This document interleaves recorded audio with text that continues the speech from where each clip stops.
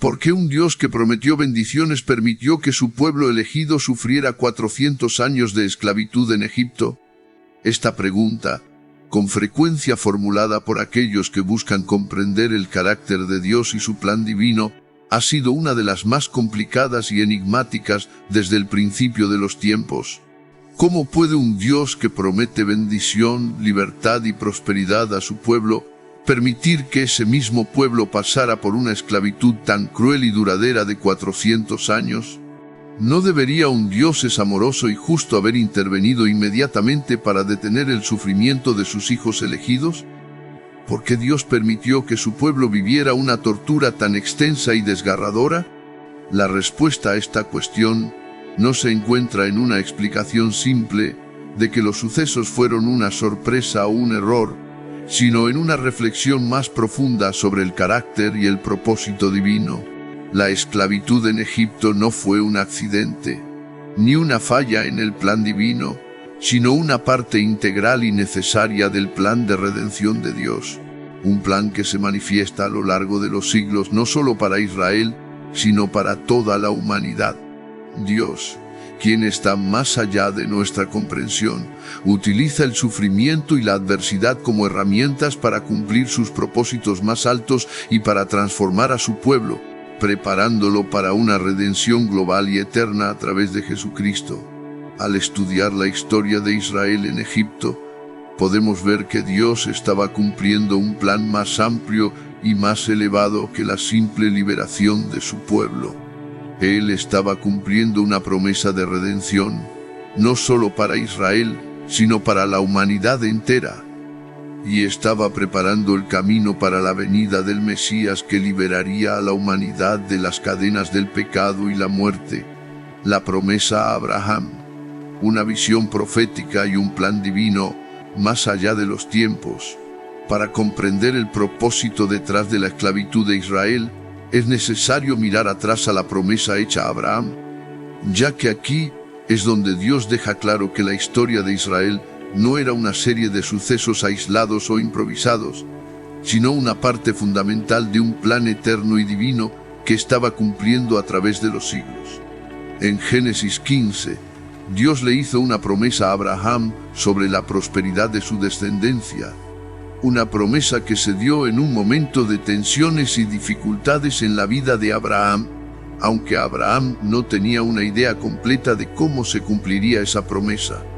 Dios le había prometido a Abraham una descendencia numerosa, más que las estrellas del cielo o la arena del mar, y le dijo que sus descendientes serían benditos y heredarían una tierra prometida. Sin embargo, en ese momento de promesa, Dios reveló un aspecto crucial del plan divino que incluía la esclavitud de sus descendientes en una tierra extraña, Egipto, por un largo periodo de tiempo. En Génesis 15, 13-14 Dios le dijo a Abraham: entonces dijo a Abraham: ten por cierto que tu descendencia vivirá como extranjera en tierra ajena, donde serán esclavizados y maltratados 400 años. Pero yo castigaré a la nación que los esclavizará, y después tu descendencia saldrá de allí con grandes riquezas. Esta profecía no fue una sorpresa ni una improvisación en el plan divino, sino una parte indispensable y necesaria del diseño eterno de Dios. Dios sabía que, para formar una nación verdaderamente fideligrante y devota, Israel necesitaba pasar por una prueba, aunque duro y penoso. A través de la esclavitud, Dios formaba el carácter de su pueblo, purificándolos y haciéndolos más fuertes, más unidos y más dependientes de Él, lejos de la idolatría egipcia. Un pueblo en crecimiento y transformación, de una familia a una nación. En sus primeros días en Egipto, los hijos de Jacob eran una familia amplia, una familia con una historia común y una prosperidad temporal, gracias a José. Durante la vida de José, los israelitas se beneficiaron de una época de paz y prosperidad en Egipto.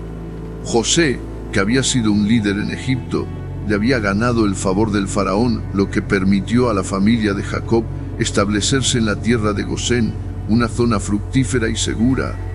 Pero después de la muerte de José y el ascenso de un nuevo faraón que no conocía a José, la situación cambió radicalmente. Los israelitas, una vez vistos como una familia beneficiada, se convirtieron en una amenaza para el nuevo faraón. El faraón temía que la creciente población de Israel se convirtiera en un enemigo potencial en caso de una guerra y decidió esclavizarlos. La oprimida familia de Jacob se convirtió en un pueblo oprimido y reprimido, una nación que crecería en medio de la adversidad. Esta transformación de una familia en una nación no fue un accidente, sino una parte del plan divino de Dios para cumplir su promesa de que Israel sería una nación grande y poderosa. La opresión como un medio de purificación y fortalecimiento espiritual. La opresión que el pueblo de Israel vivió en Egipto no fue un simple castigo, sino una oportunidad que Dios utilizó para purificar a su pueblo y formarlo según su voluntad. A medida que los israelitas sufrían, se verían obligados a depender de Dios de una manera más completa. No solo fue un proceso de liberación física, sino un camino de purificación espiritual. A través del sufrimiento, Dios examinó y refinó la fe de su pueblo, apartándolo de la adoración de los falsos dioses de Egipto y mostrándole que Él era el único Dios verdadero y vivo. El pueblo de Israel pasó de ser una nación joven y despreocupada a una nación que conocía el dolor, el sufrimiento y la necesidad de Dios en cada momento. Las plagas, un juicio sobre Egipto y una demostración de la soberanía divina. Las 10 plagas que Dios envió sobre Egipto no fueron meros castigos, sino juicios directos contra los dioses egipcios y una manifestación de la soberanía divina. Cada plaga fue un desafío directo a los dioses y faraones egipcios que se creían más poderosos que el Dios de Israel. La opresión del pueblo israelita fue una oportunidad para que Dios demostrara su poder y gloria, no solo ante Egipto, sino ante el mundo entero. La demostración del poder de Dios sobre los dioses egipcios mostró a Israel que el Dios que los estaba liberando era el Dios santo, el único Dios que realmente tiene control sobre todas las cosas.